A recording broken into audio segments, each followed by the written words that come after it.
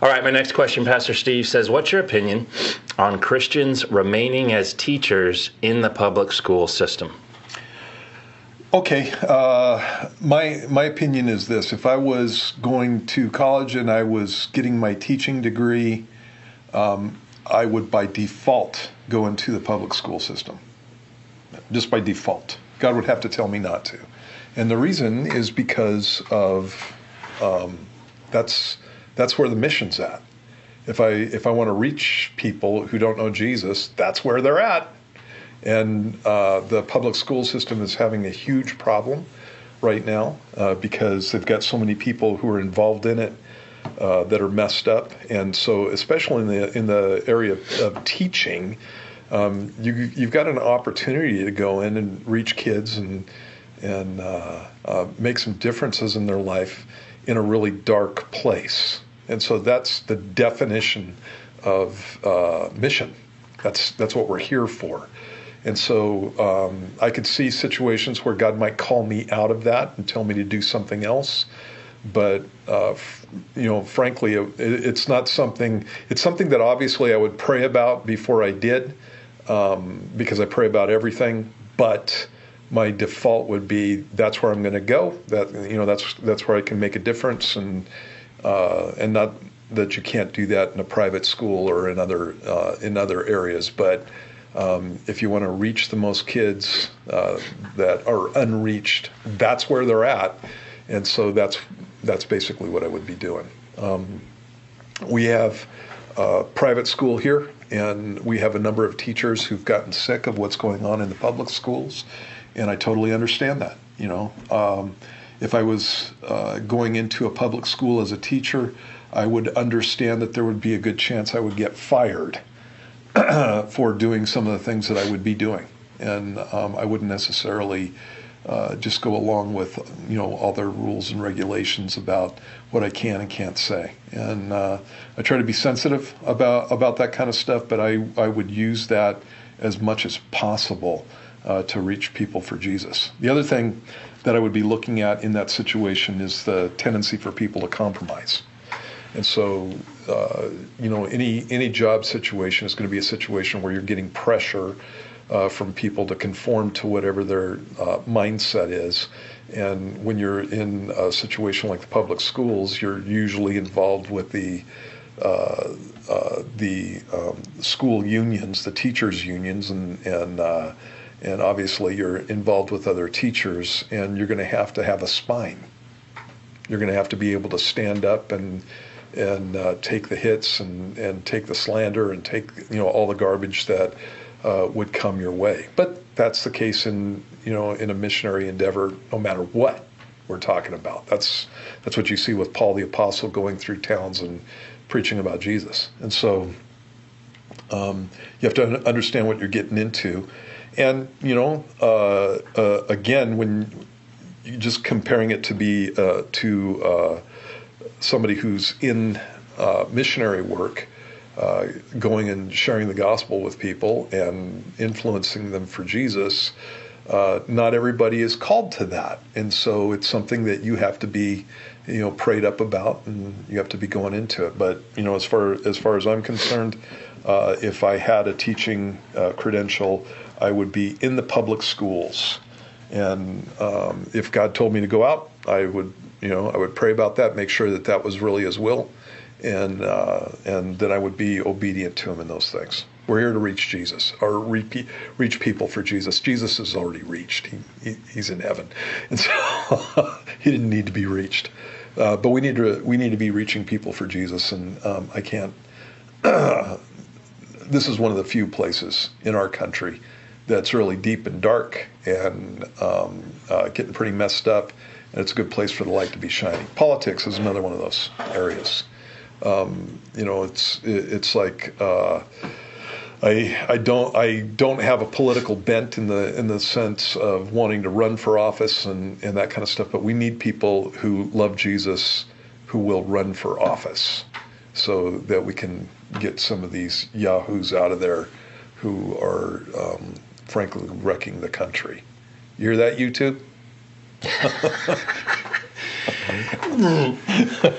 So you unpacked what I was going to ask you as you were talking. Is there a time, and what you said about compromise was my main question, is that I'm thinking if I'm in the public school system and I'm being a witness for Jesus, I'm going to be fired, like within a couple months. And so if I'm not in that position where I'm running up against opposition, and I get that I'm painting with a broad brush, there could be small town USA where they're allowed to do all this stuff without persecution. But we're talking about even Tri-Cities, the cities, Seattle, Portland, all those places. I can't imagine making it very long and being an actual salty Christian. Is there a time? Let me give you an example. My sister-in-law is a elementary school teacher in Hawaii. It's one of those liberal states in the country, and she takes hits because she won't do certain things. And so there was one of the examples that we talked about one time was, they come up with different teaching styles, and one of the teaching styles was to have the kids actually teach the lessons in the class. And she just told her principal, "I'm not doing that."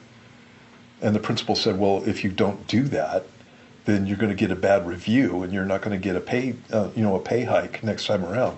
And she goes, "I don't care about the pay hike. Good for her.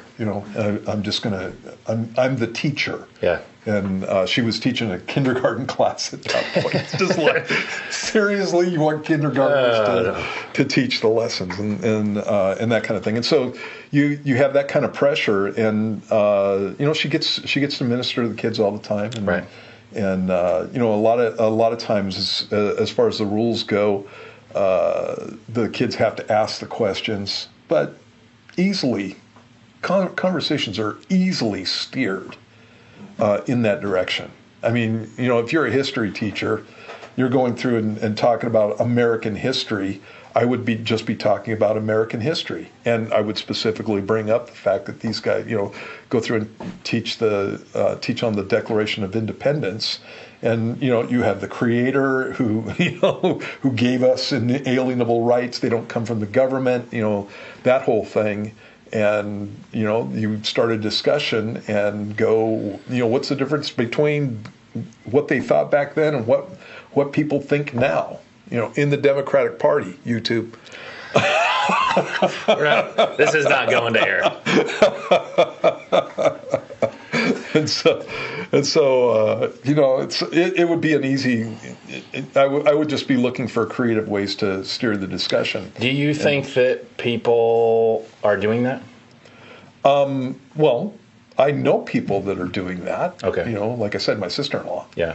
So I know people that are doing that. I think that people, again, who are in the public school, if you want to be effective, it can't just be you're nice. Right. You're a real nice teacher or something. Right. It's got to be something where the kids know exactly where you stand on the issues, and you're able to bring the conversation about in such a way that they get to hear about the fact that you follow Jesus and that kind of stuff. So. So I have two good buddies that are running for public office. You know who those are. Mm-hmm. Totally agree with everything they're doing. Hopefully, Lord's will that they get in office and we can have godly men and turn our state around, turn our country around. Is there a time, and this isn't my opinion, I'm just for sake of thought, is there a time when the institution, when the government, when whatever entity becomes so corrupt that it's not worth saving, and the thing, God's will, is just an exodus? And I think back to like the Puritans, where the ship was burning and they were trying to... Let's talk about Rome. Okay, Rome.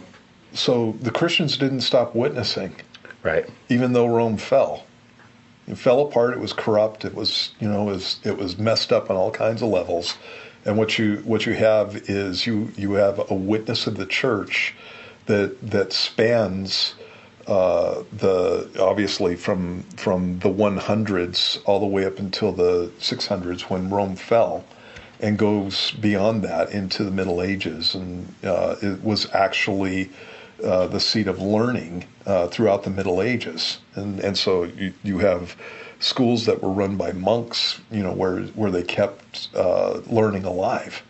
And so the church was a witness all through that period of time. Right. They didn't go off to Timbuktu someplace and just huddle up and have their thing. Yeah. And this is where I think people miss is that, why do you have to talk about politics, whatever? It's like, well, do you want to cause change for the truth of the gospel, or do you want to just let it go? Yeah. The second part to that in my head is, if you're not a teacher, if you're not an adult, if you're not a Christian that the Lord had put in that system to be a light, but you're a parent, would you send your kids to public school? Would you send your kids to the universities? I did not. And specifically because of the stuff that was going on in the public schools. And so if I had no choices and I was going to have to send my kids to a public school, I would definitely be involved in my kids' classroom all the way up through high school. And I would be talking to teachers, and if they were giving out assignments that were offensive, I would be a thorn in their side. I would have a problem with them. I'd be kind about it and be offer to pray for them and that kind of stuff, but I wouldn't just let it go. No. And so my kids we homeschooled, and my kids went to private schools. My daughter, up until the time that she was a sophomore in high school, and then at that point we did some stuff with Running Start and that kind of thing. We have a program in Washington where a kid can get a AA in his last 2 years of school, but you had to be enrolled in a public high school. So I did the same thing with my son and that kind of stuff. And as they were going through school, I was talking to them about issues that were coming up and things that they were learning and that kind of stuff, and preparing them for it. And again, being involved in the classes and that kind of stuff. We live in a pretty conservative area, and at the time that my kids were going through school, it was still, there was some junk in there, but it wasn't as bad as what we got going on now. And so, I want my kids to have the best education possible. And so when I'm looking at, when you ask me about the issue with being a teacher, that's an adult going into that situation. And again, you need to be prepped and ready to go and willing to not compromise. For a kid, it's a little bit more problematic. And again, I understand that some people have no options. Sure. Yeah, because they don't have the funds to do anything else. You could pray about that too, and God can provide funds. And so I would just encourage people to do that. But if I had to do that, I would be all over it. Would you say that we're at a tipping point or a crossroads where, for instance, we just went through COVID where the learning went online? You had parents now kind of seeing what was going on in the classroom because it's on their computer at home. Mm-hmm. This woke up a lot of parents, went to the teacher board meetings and got involved in the school and kiboshed some of the stuff that was going on. We also have, and this is for our state in Washington, but we have elections coming up where I know of 3 or specific, just in my circle, godly people that are running for office. But it seems like between the elections, the school system, and some of the other things, we're on this edge of God could take it a certain way where we have this revival and kind of a pushback to constitutional and biblical values, or it's just going to keep getting worse. Do you see that or no? Oh yeah, I see that. It's obviously it's a situation where I'm praying for a revival all the time. I'd love to see everything turn around. But I think you're going to have to get rid of half the country to do that. Yeah. It's basically, even up. And I was reading an article the other day that was written, again, by Democrats. Actually, they were interviewing Democrats, talking about people who had traditional values on schooling, on education, and on family, and that kind of stuff, and calling them extremists. Right. And it's like, okay. It's like you think that's an extremist position, and it's one of those things where people just project on other people. I don't even think it's projection.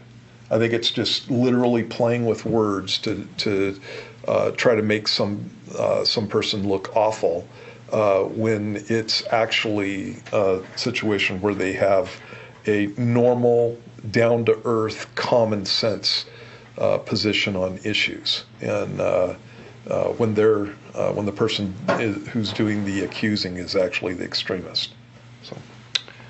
All right. Hopefully we had audio. We had the video issues go out.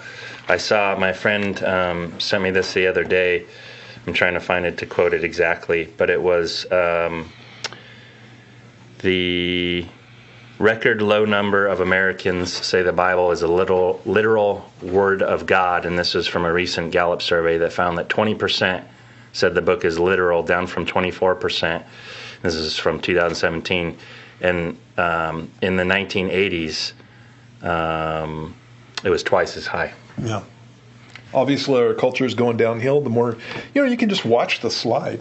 It's like you turn away from biblical morality, you turn away from God, and what you're going to get is life without God. And now what we're getting is a country without God. And so the darkness just keeps getting darker. One of the cool things about that is that when it's dark all around you, the light shines all the more. And so we're going to have a bunch of people. If God extends our time on this planet for any length of time, we're going to have a bunch of people who reap all the consequences of the nonsense that the politicians are doing, specifically the Democratic Party. I'm not giving them cover anymore. These people are atheist. They're anti-God. They're anti-Bible. They're anti-family. They're anti-morality, and that's their platform. And anybody who's involved with that, you have to be blinding yourself not to see this. And again, whenever I'm talking about this stuff, I understand that there are Republicans that I would not do any kind of business with because I think they're crooks too. But when you're looking at the parties, there's a total difference between the two. And then when I'm looking at who I'm voting for as a Republican, I'm looking to see if they have any kind of integrity, any kind of morality that's going on. Those are the guys that I'm going to go for. Yeah, on that point, there's so much deception where you have like a candidate running as a Republican getting funds from the Democrats, or it's not going well with the one that they signed up with, so they just switch sides. Yeah. And it's like they're not even standing on any type of principle. They just want in office. They just want the office. Power. Yeah, they just want power. Yeah. And so, that a guy who's like that or a lady who's like that is not somebody that you give power to. Yeah. It's ridiculous. No integrity. Give me a break.